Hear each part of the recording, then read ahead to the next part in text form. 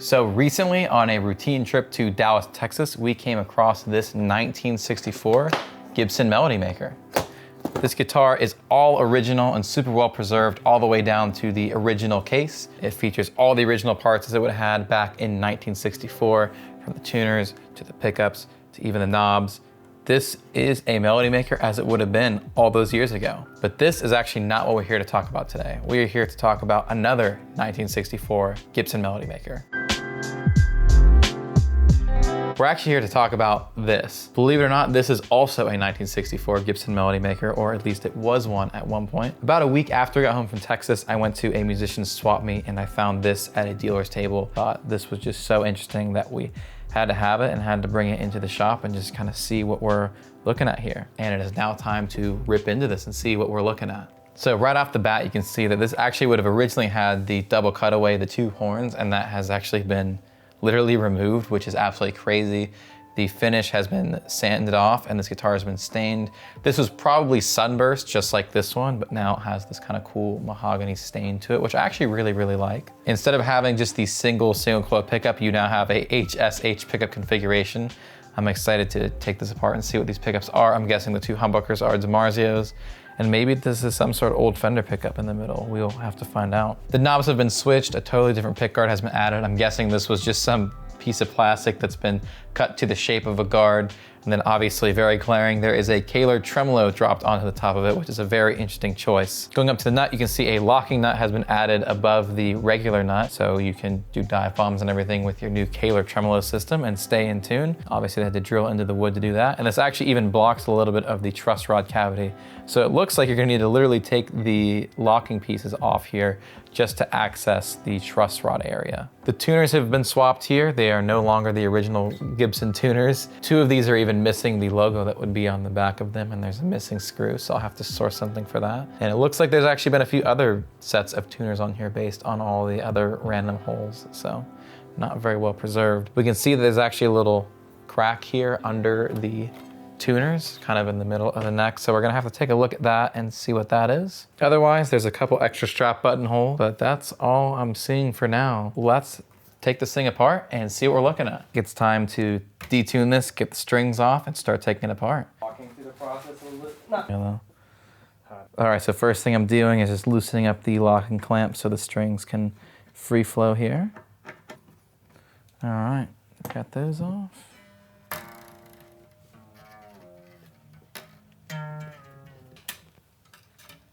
I a lot of times cut it. Well, that would be a good one to cut. Yeah, but even like, I'm saying like people all do it. Like I do it. Perspective view on human behavior. Oh. Like why do we do that? I think everyone does it. Which I don't understand.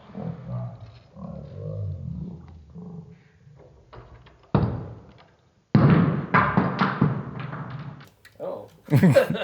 So that wasn't screwed in very well, so we'll have to, and that's one of the ones that had a screw, so that's a good start. Yeah, so it looks like there's 3 different holes under and then 2 above, so they've definitely tried some various tuners here, just to show you guys what one should look like. Oh man, yeah, these tuners are really bad.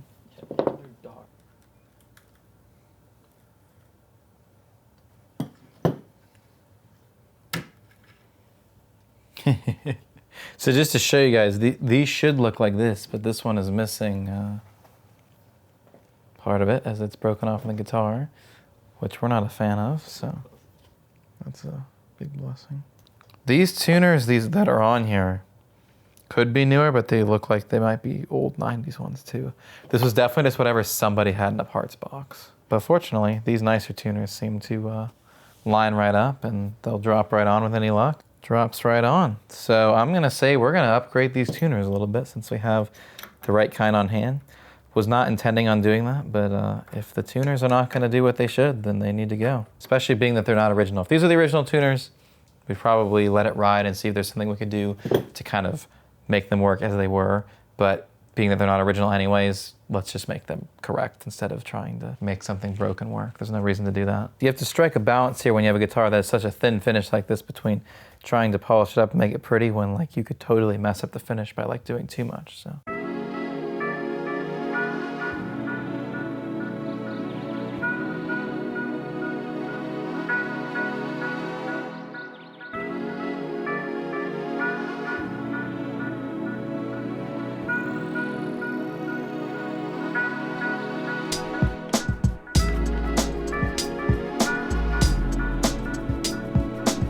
So a couple funny notes with the tuners, but we actually don't have enough matching color tuner screws to make them all the same. So right now they're kind of mismatched. There's some black, there's some gold, and there's some silver. They're all the same like size screw, but they're just different colors. So probably before we list this, we'll put the right colors on, but for the purpose of this video, here we go. Another thing that was funny is that these came out of the same box of like Goto tuners, but these ones say made in Japan and these don't. We just have a literal like bag of them. So, you know, more character, not like this guitar needs it, but there you have it. Now that we've got some functioning tuners, that's a win. I wanted to actually check out the nut area and see how this is working with the truss rod cavity. So I do want to note that before we actually started taking this apart and everything, I checked, and with the previous set of strings, the neck was actually really straight. I would not mess with the truss rod, but for the sake of selling this guitar, we need to test the truss rod to make sure that it's turning in both directions with room, so as it needs setup adjustment as the years go on, we can recommend that, hey, this actually does work as it should, and you can do a setup without issue, and if it doesn't turn, then we need to note that as well. Honesty is the best practice. If you're always honest, then good things will happen. Use this opportunity to clean this. This was probably put on so long ago. So all kinds of grime. Oh, that pops off. And checking with our truss rod tool. Turns that way, no problem. It was about here before. Turns that way, goes that way. There's probably not an incredible amount of room here, but actually there is quite a bit of room. Good to know that we can go back and mess with that, and if you're looking at this guitar, you know that years down the line, you will be able to mess with the truss rod. All right, so as always, we're gonna take an in-depth look with a black light and kind of see if we see anything weird. There is a crack that I can see here, which is perpendicular to the checking.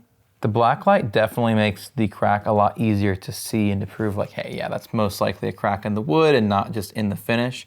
But it's not like glowing weird or anything like that, so I don't think anyone's tried to do any repair work. If the crack was any bigger than that, I think it'd be pretty easy to get some glue in there, but it's so tight the way it is now and everything is so like structurally sound the way it is, you'd probably screw it up more by trying to attempt to repair there. If you tried to get some movement out of this with just a little bit of glue, maybe you could make that a little more firmed up, but I think we're gonna leave this the way that it is and just make sure that we describe that like, hey, there is unfortunately a crack here. It looks solid to us, but you know, that's gonna be factored into the price and obviously well documented in the listing. So now that we've got the tuners squared away, I'm going to now be working on the frets, and I'm going to be polishing up the frets, and then we're going to be conditioning the fretboard. I use this F1 oil. Probably not gonna use too much of it here because this doesn't look dried out by any means, but anytime that I'm using oil, it's very nice to give it a little bit of time to set in. So while that is setting in, we'll work on the electronics. But first, let's polish up these frets. They actually already don't look too bad, so I'm assuming someone's probably done that in the recent history. First thing I wanna do is find the cover here that is the closest to the fret size. This just takes forever. There's no rushing this. There's no shortcut shape. But a little goes a long way, but a lot goes even further. Also, I like to polish the frets first because then that little bit of excess here is gonna get wiped away when we condition it if we miss it on the first go around. Some people use tape to do this. You can use these fret guards. Really all that matters is that you're not getting like a ton of this into the board. It's fine if you get the fret polish on the board. It's that you don't wanna start rubbing it into the board. It still won't cause any issues immediately, but that over years and years can start to take away a little bit of the fretboard, and we don't want to do that. So. If anything, it's more on him to be like... Well, that's what I said. That's what I thought. Stop by next time or whatever. Yeah, I would do that. I feel like that's not... At the time, the way, that was just like... All right, now that we got the frets a little more polished, I'm gonna condition the board, get it cleaned up a little bit. I tend towards the Music Nomad stuff, the F1 oil. It cleans, conditions, and protects, as it says on the bottle. So it's kind of good all-in-one for working on your fretboard. So I like it. I will say Music Nomad is not a sponsor. They did hook it up for a bunch of stuff, so we appreciate that. Music Nomad is definitely worth checking out. There are other options as well, from Ernie Ball to Dario Dunlop, they all kind of have their own kits, and every one I've used is cool. The Music Nomad stuff is just kind of my favorite from what I've tried. I like the Ernie Ball stuff as well. Music Nomad has hooked the shop up with some stuff, which we definitely appreciate, and then Ernie Ball is also hooked up one of the bands that I've worked with some stuff, so I appreciate that as well. So I've had a lot of great access to both of their lines of all their cleaning stuff, and I like both. I have good things to say about both of them. You can also just use a generic type of, you have to make sure it's the right one, but you can use some like generic lemon oil, and sometimes it's a bit cheaper, but like a little goes a long way with this, so there's no reason to cheap out on that, but that's worth noting. Whatever you use to condition the board with, as far as like a wipe or a towel or whatever, you should switch to something else for your polishing, as you don't want to get everything mixed up. I'm grabbing a Q-tip again, and I'm just gonna kind of preemptively start cleaning in and around. I'm gonna need a lot of Q-tips, as that's already happened to this one, so we're gonna need more of that. Turn into a setup video if the guitar part is too Lots of grime in there, so. There. All right, so the moment we've been waiting for. Let's check out these electronics.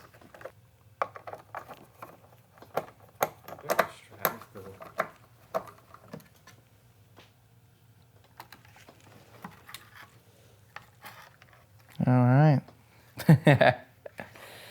Oh, it's barely, oh, there you go. All right, so is it routed?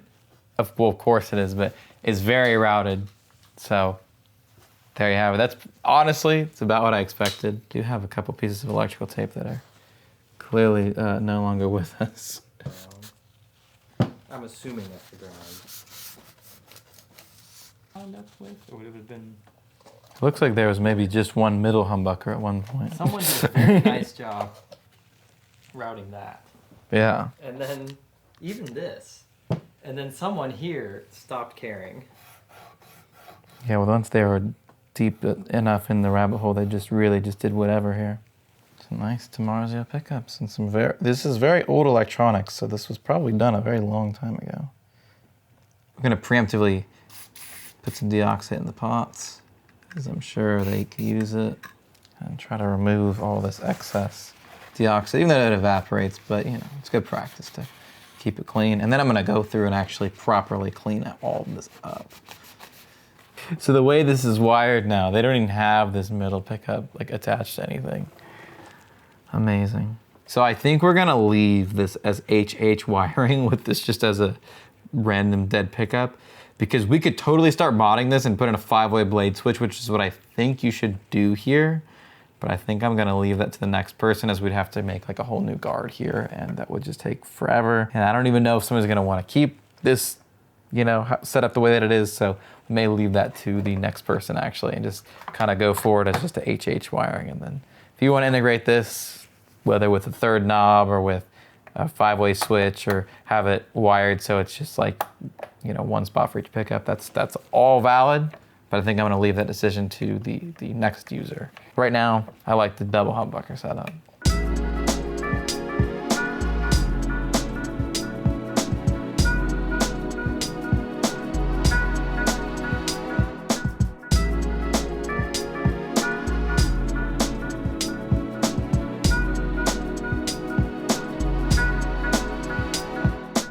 Try to set these in the middle so I have some room. We got some strings on it now. Here we go. So I did go through and I set the fine tuners kind of right in the middle, so I have room to go sharp or room to go flat if needed once we lock it. But before that, we have a lot of work too. We got to get this in tune, stretch the strings out, get those cut.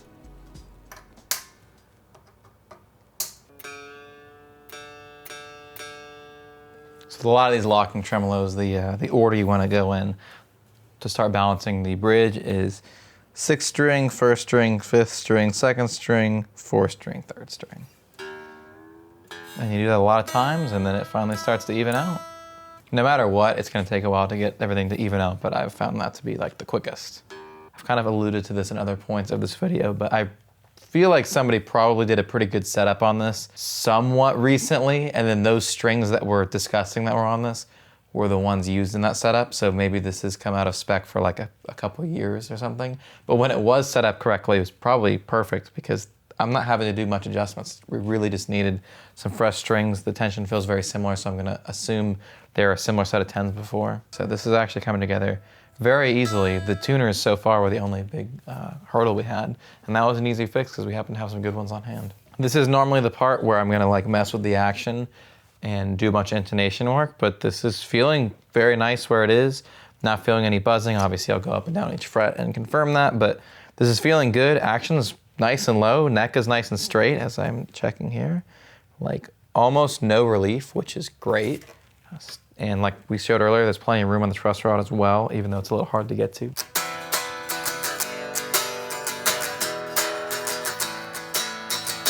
I wanted to actually add a little bit more spring tension, so I was fortunately able to do that real easily. You just adjust this here. Nice easy adjustment, and you can kind of dial right in where you want it, nice and flat.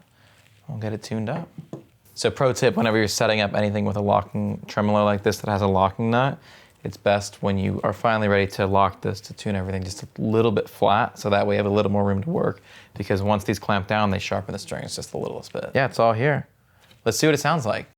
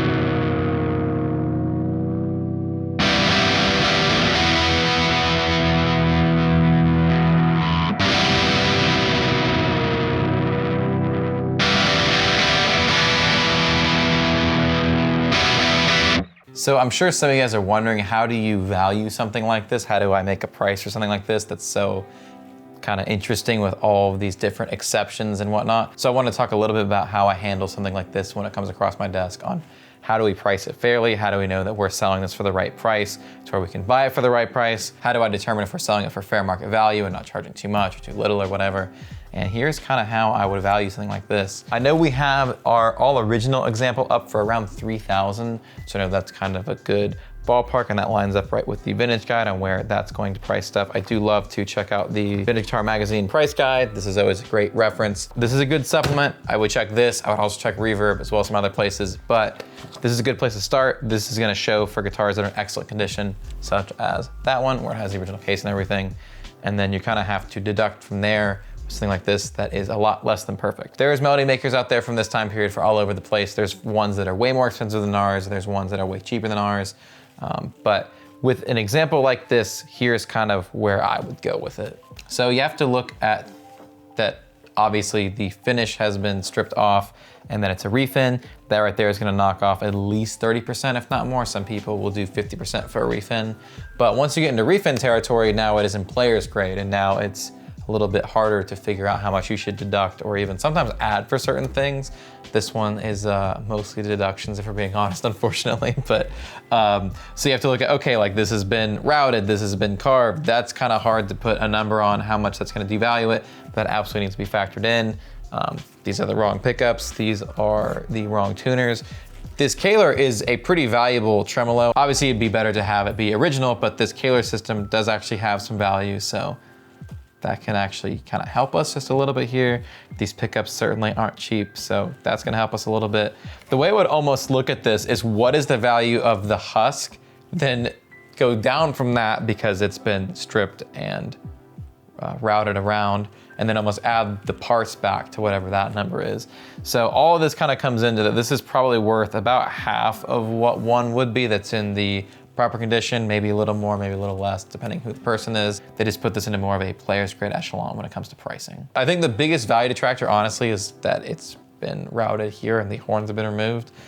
The pickups and the routing under there and the Kahler are definitely something, but I don't think that they're objective detractors. As well as factoring the mods, we're also, of course, factoring in that there's the crack here. We're factoring in the extra strap button holes, even though I can't imagine that that is changing things much based on everything else that's happened here, but it's always worth talking about. So with a guitar that's this unique, you really only need to find one person who says, hey, I'm willing to pay X amount for this guitar, and that's kind of what it's worth. It's worth what somebody is willing to pay for it. But the thing is, not everyone has to agree on if they think it's worth it. Somebody who's shopping for a more original example would say like, oh, I don't care what the price is, this doesn't make sense to me. That's totally valid, and we get that. We try to offer both. I'm really grateful to say we have the super clean example, and that's kind of more of what I look for as a curator for this shop. But sometimes you see stuff like this that's just so unique and such like of a conversation piece that we bring it in.